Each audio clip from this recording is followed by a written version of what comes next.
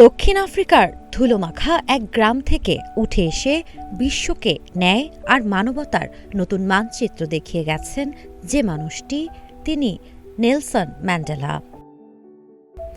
Madiba নামে পরিচিত এই কিংবদন্তি শিশুকালেই হারিয়েছিলেন বাবাকে, বড় হয়েছেন গোত্রপ্রধানের ঘরে। খুব ছোট বয়সেই বুঝে ফেলেছিলেন অন্যায়ের বিরুদ্ধে দাঁড়ানোর মানে কি। জোহানেসবার্গে পালিয়ে যাওয়া সেই তরুণ পরে আইন পড়তে গিয়ে প্রথমবার অনুভব করেন মানুষকে শুধু রঙের ভিত্তিতে বিভক্ত করা কত নির্মম। সেখান থেকেই তার ভিতরে জন্ম নেয় এক অদম্য প্রতিজ্ঞা, তিনি বর্ণবাদের বিরুদ্ধে লড়বেন, নিজের জীবন দিয়েও। রাজনীতিতে যোগ দিয়ে এএনসির পতাকা হাতে নেন ম্যান্ডেলা। মানুষের সমান অধিকারের জন্য তিনি হয়ে ওঠেন শ্বেতাঙ্গ শাসকদের চোখের কাঁটা। রাষ্ট্রদ্রোহের অভিযোগ, একের পর এক মামলা, সবই তার পথ আটকানোর চেষ্টা, কিন্তু থেমে যাননি তিনি।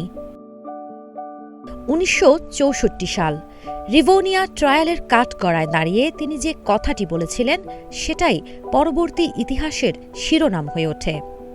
তিনি বলেছিলেন, একটি মুক্ত সমান অধিকারের সমাজ গড়ার স্বপ্ন আমি লালন করি, প্রয়োজনে এর স্বপ্নের জন্য মৃত্যুবরণ করতেও প্রস্তুত। জীবন অবাক না করলে কে করবে? ২৮% মিল্ক ফ্যাটের অবাক করার সাথে ফ্রেশ মিল্ক পাউডার। জীবন অবাক করুক প্রতিদিন। তারপর শুরু হলো ২৭ বছরের বন্দি জীবন। রোবেন আইল্যান্ডের অন্ধকার, পরিবারের মৃত্যু, শেষকৃত্যে যোগ দিতে না পারা, সব কষ্ট তাকে ভাঙেনি, বরং আরও নির্মল করেছে তার আত্মাকে। বাইরের বিশ্ব থেমে থাকেনি। লক্ষ মানুষ ফ্রি নেলসন ম্যান্ডেলা স্লোগানে পৃথিবী কাঁপিয়ে তুলেছিল।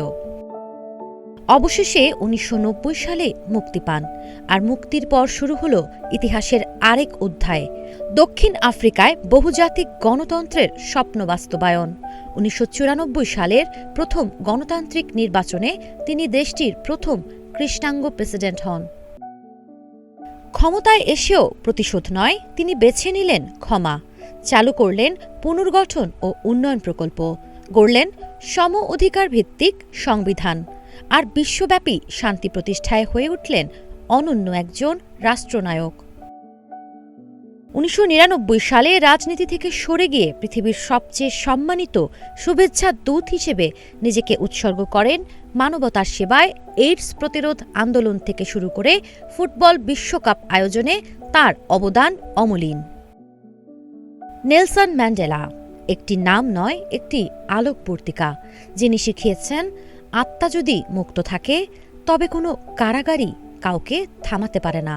৫ই ডিসেম্বর আজ তার মহাপ্রয়াণ দিবসে আমরা শ্রদ্ধা ভরে তাকে স্মরণ করছি। সাবা খান, নাগরিক প্রতিদিন।